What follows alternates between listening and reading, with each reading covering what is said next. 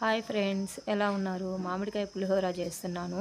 Video మొత్తం చూడండి. మీకు కానీ నచ్చినట్టయితే లైక్ చేయండి, షేర్ చేయండి, కామెంట్ చేయండి, సబ్స్క్రైబ్ చేయండి. Thank you friends.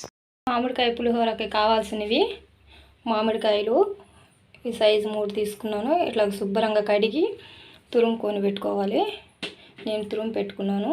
మామిడి తురుము, నూనె, వేరుశనగపప్పు, పసుపు, పచ్చిశనగపప్పు, ఇంగువ, ఉప్పు, మినపప్పు, ఆవాలు, కరివేపాకు, అల్లం, పచ్చిమిరపకాయలు, ఎండుమిరపకాయలు, అన్నం. స్టవ్ ఆన్ చేసి బాండీలు పెట్టుకొని బాండీలు వేడయ్యాక నూనె వేసుకుంటున్నాను.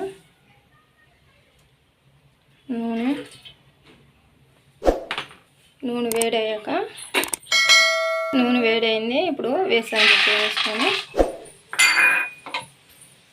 వేరుశనగపప్పు బాగా వేయించుకోవాలి.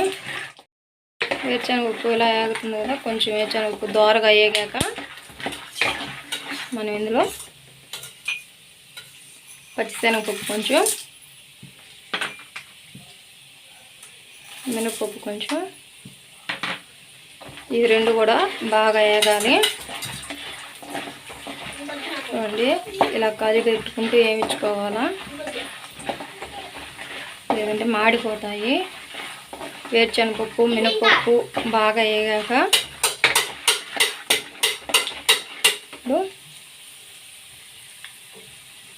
ఆవాలు వేసుకోవాలి.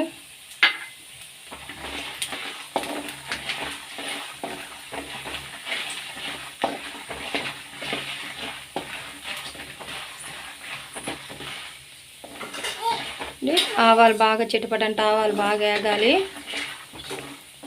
ఆవాలు వేగేదాకా మనం ఇలా కలిపెట్టుకుంటూ వేయించుకుంటూ ఉండాలి.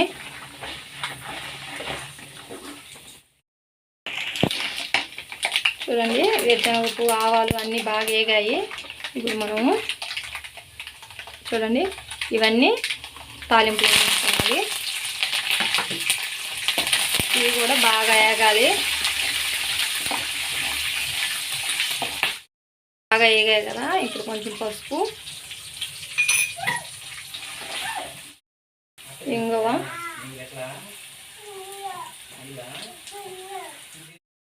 కూడా బాగా కలిపి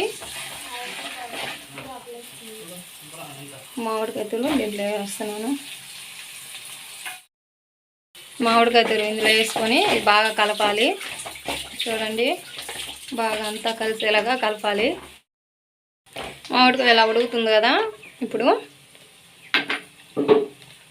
మన రుచికి సరిపడా ఉప్పు,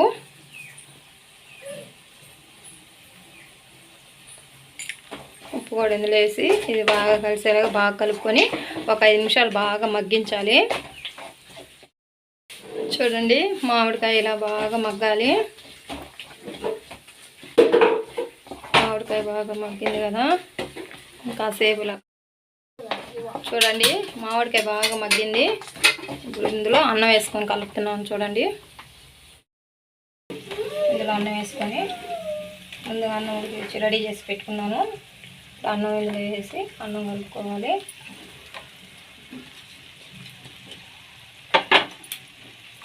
అండి, అన్నం మొత్తం ఇందులో వేసాయి కదా, ఇప్పుడు అన్నం బాగా కలిసేలాగా కలుపుకోవాలి.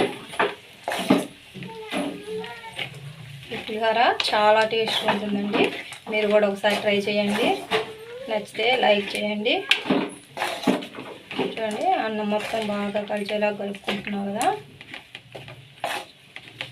చాలా సింపుల్గా అయిపోద్ది.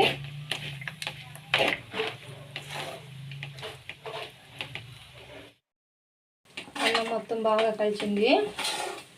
చూడండి, అన్నం మొత్తం బాగా పులుసు బాగా పట్టింది. ఎలా ఉందో చూడండి.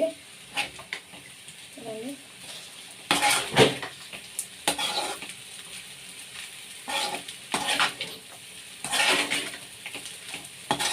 కలిపెట్టుకుంటూ కదా. ఇప్పుడు స్టవ్ ఆఫ్ చేసి పులిహోర ప్లేట్ తీసుకుందాం. లాస్ట్న కొంచెం కొత్తిమీర తీసుకొని వాటిలో కలిపేసి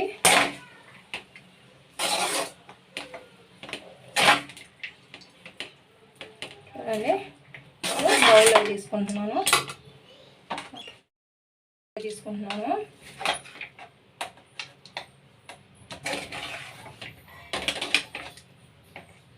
చూసారా 10 నిమిషాల్లో పులిహోర రెడీ.